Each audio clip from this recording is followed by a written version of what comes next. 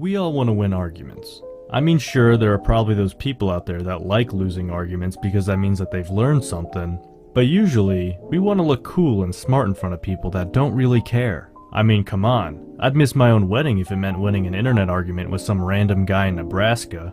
But in all seriousness, being able to analyze different arguments through logic will help us make important decisions in life. There's different life philosophies and self-help advice out there, some conflicting with others, and perhaps by looking at all this advice more logically, we could come to our own conclusions. So this video is designed to provide a very basic, elementary introduction to logic for someone who knows literally nothing about it. The text I'll be using, which I was taught in my logic class, is Harry J. Gensler's Introduction to Logic. Hopefully, if this video does its job and gets you more interested in logic, you can get the book yourself for further reading. Also, this video contains a lot of information, so feel free to pause it, take notes, go back to earlier sections, or whatever else you gotta do. Now without further ado, let's actually start talking about logic.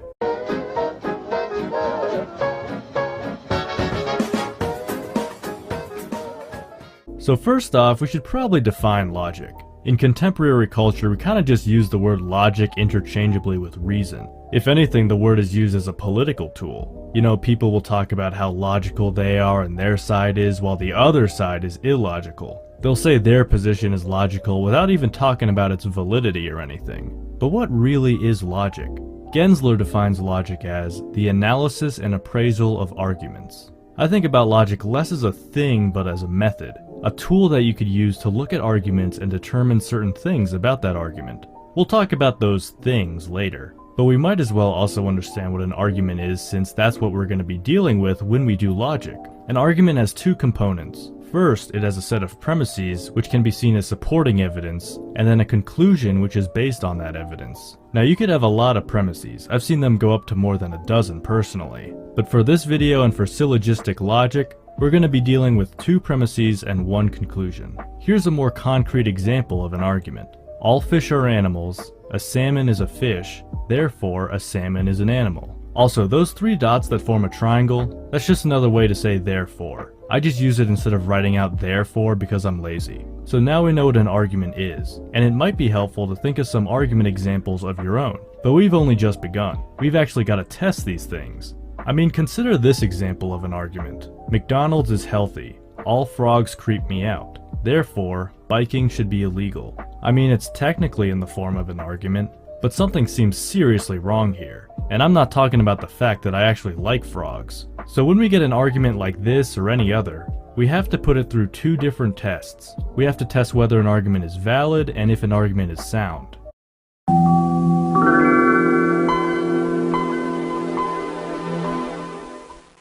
So let's start with understanding what a valid argument is. The book states, an argument is valid if it would be contradictory, impossible, to have the premises all true and the conclusion false. Valid doesn't say that the premises are true, but only that the conclusion follows from them. If the premises were all true, then the conclusion would have to be true. So to test for validity, we first don't concern ourselves about whether the premises are true. We kind of just assume them to be true for now. So even if we get ridiculous sounding premises like, all giraffes live on Mars, we don't worry about whether it's true. What we do worry about is the relationship to these assumed true premises and the assumed true conclusion, to see if the conclusion necessarily follows from the premises. This might sound weird, so let's get an example going. All cats are evil. Garfield is a cat. Therefore, Garfield is evil. So again, it may or may not be true that all cats are evil, or if Garfield is a cat. But that's all irrelevant. We're only concerned here with whether the conclusion necessarily follows from the premises. Now, I'll explain an actual test to test for validity later in this video, but here's just an illustration I made to show how this argument is valid. All cats are evil, so the entire category of cats fits into the larger category of evil. Garfield is a cat, so he fits into the cat category. And since the cat category is in the evil category, it necessarily follows that Garfield is evil. Therefore, this is a valid argument. But what about an invalid argument? What might that look like? Let's take a classic argument example and modify it a bit to make it invalid. All men are mortal. Socrates is immortal. Therefore, Socrates is a man. Now this might sound valid on its surface, but it's really not. Here's an illustration to show why. So all men are mortal, so the men category fits into the larger mortal category. Now Socrates is a mortal, and while that may mean Socrates can fit into the man category, he could also be somewhere else, like in this fish category, because fish are also mortal. So you see that even if it's possible for the conclusion to follow from the premises, it isn't necessary or forced. The conclusion must follow necessarily from the premises for an argument to be valid. So that's what a valid argument is. Again, I'm actually going to give you a way to test for validity later on in this video. But first I want to distinguish a valid argument from a sound argument. Now a sound argument doesn't need much explanation. Basically a sound argument is a valid argument, but the premises are also true. Remember how we don't really care if the premises are true when we test for validity? Well, here we actually do care. An argument could be unsound in either two ways. One, it might have a false premise, or two, its conclusion might not follow from the premises. Here's the classic example of a sound argument. All men are mortal. Socrates is a man, therefore Socrates is mortal. As you can see, it is both valid as an argument and the premises are true. Don't worry yourself too much though about sound arguments or determining whether the premises are true, because in my experience, the majority of logic focuses around testing for valid arguments. A critical reasoning class might be better suited for judging if a premise is false or not. Anyway, now that we have distinguished between a valid and sound argument, let's now introduce a certain type of logic which is arguably the most famous and accessible.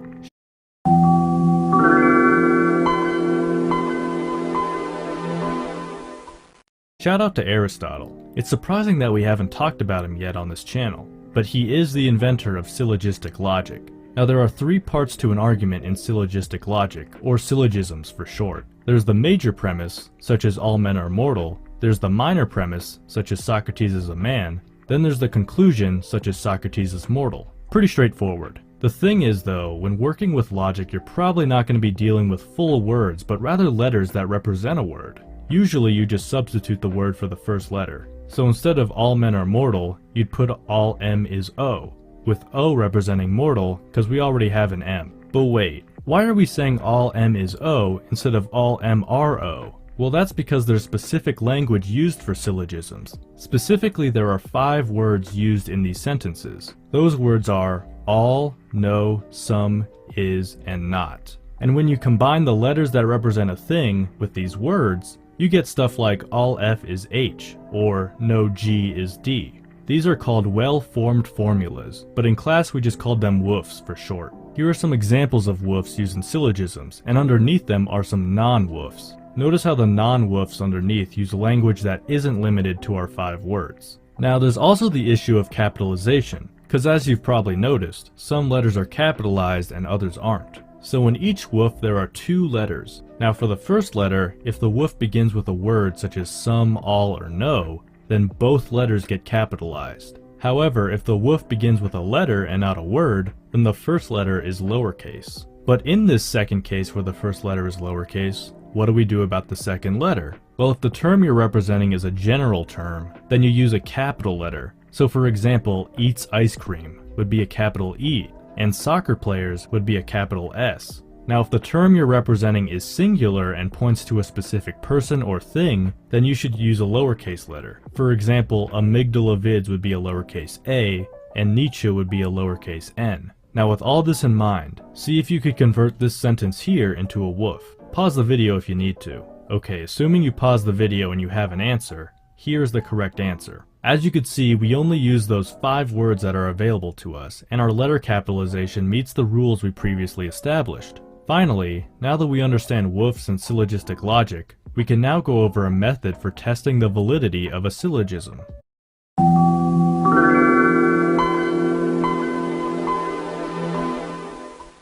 So let's start by converting this argument on the left into a syllogism using woofs. No rabbits eat meat. Bugs Bunny is a rabbit. Therefore, Bugs Bunny doesn't eat meat. For the first part, we could translate this into no R is E, with R representing rabbits and E representing eat meat. Remember, we capitalize both because this woof starts with a word. Next, we can translate the second part into B is R, with B for Bugs Bunny being lowercase because this woof begins with a letter, and R for rabbit being uppercase because it is a general term.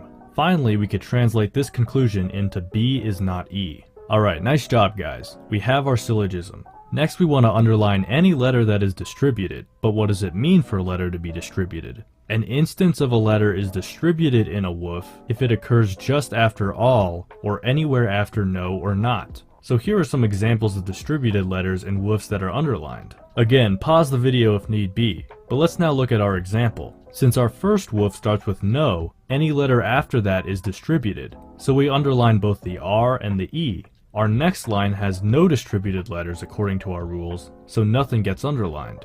Finally, for our conclusion, B is not underlined, but E is because it comes after the word not. So our syllogism with underlined distributed letters should look like this. Next, we need to star certain letters. Star premise letters that are distributed and conclusion letters that aren't distributed. So for our example here, our first premise has both letters distributed, so we star both of them. None of the letters in our second premise is distributed, so nothing gets starred. Finally, in our conclusion, we only star B because it is not distributed. This is now what our syllogism looks like, both distributed and starred. Last step here, we check if every capital letter is starred exactly once, and then we check if there is exactly only one star on the right hand side. So checking over our example, we see that R and E, our only capital letters, are starred exactly once, so it passes that test. Next we check if there is exactly one star on the right hand side, and there is on the E in our first premise. And since it passes those two tests, the argument is valid.